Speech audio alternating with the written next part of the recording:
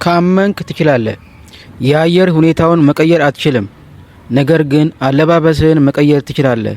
ችግሮችን ማስቀረት አትችልም፣ ነገር ግን ራስህን ማበረታታት ትችላለህ። ጊዜውን ማስተካከል አትችልም፣ ነገር ግን ከጊዜው ጋር መራመድ ትችላለህ።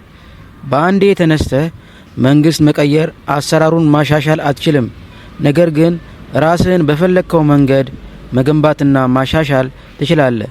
ከአቅም በላይ የሆኑ የማንቆጣጠራቸው በእነርሱ ላይ ስልጣን የሌለን እኛ ሳንሆን እነርሱ የሚመሩን ምድራዊ ጌቶችና በእግዚአብሔር ፍቃድ የሚዘወሩ ነገሮች አሉ። ከዚህም አንጻር በእነርሱ ከማማረርና ከመናደድ ይልቅ ራሳችንን መመልከት ይኖርብናል። እውነት ነው፣ ሕይወት ከባድ ነች። የክብደቷ ልኬት ግን ሚዛኑ በእኛ እጅ ላይ ነው። ሁሉም ነገር ይቻላል ሲባል በሰው አቅምና እውቀት የሚገደብ መሆኑንም መረዳት ተገቢ ነው።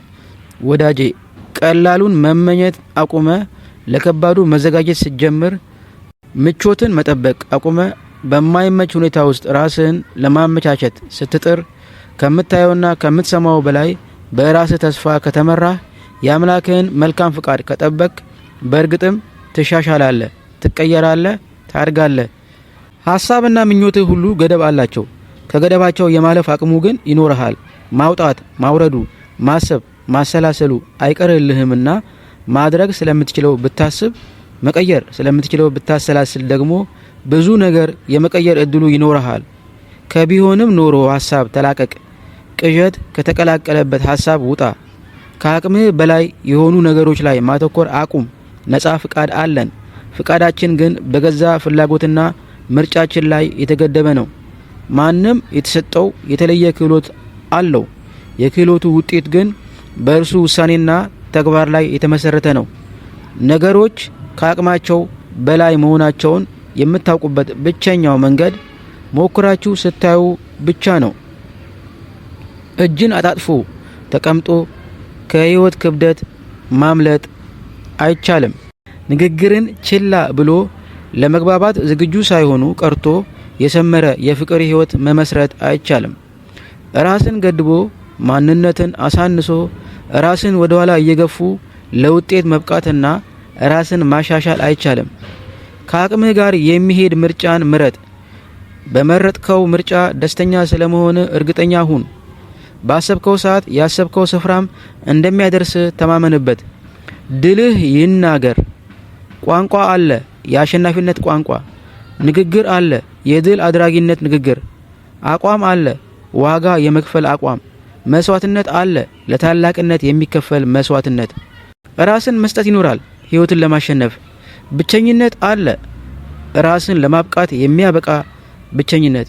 ትኩረትን የድል ጽዋ ላይ ስታደርግ፣ ሀሳብን መሰብሰብ ስትችል፣ ስሜትን ስትቆጣጠር፣ ራስን ስትገዛ፣ ማብቃት ያለበት ነገር ሁሉ ያበቃል።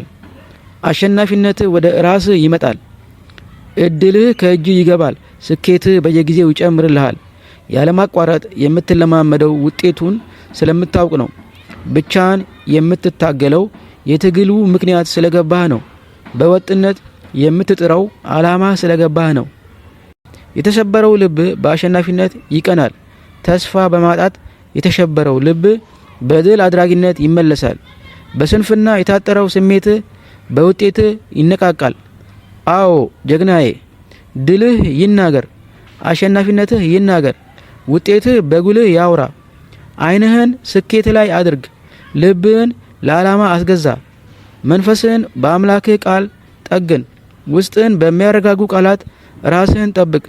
መካከለኝነትህ የሚያበቃው ትኩረትህን መቆጣጠር ስትጀምር ነው። በራስህ የምትሰጠው ቦታ የሚቀየረው ብቻህን ደስተኛ መሆን ስትጀምር ነው። ለስኬትህ የምትቀርበው በማንነትህ የምትኮራው፣ ዓለምን የምትረታው፣ ራስንም የምታኮራው ለራስህ የገባውን ቃል ስታከብር ነው።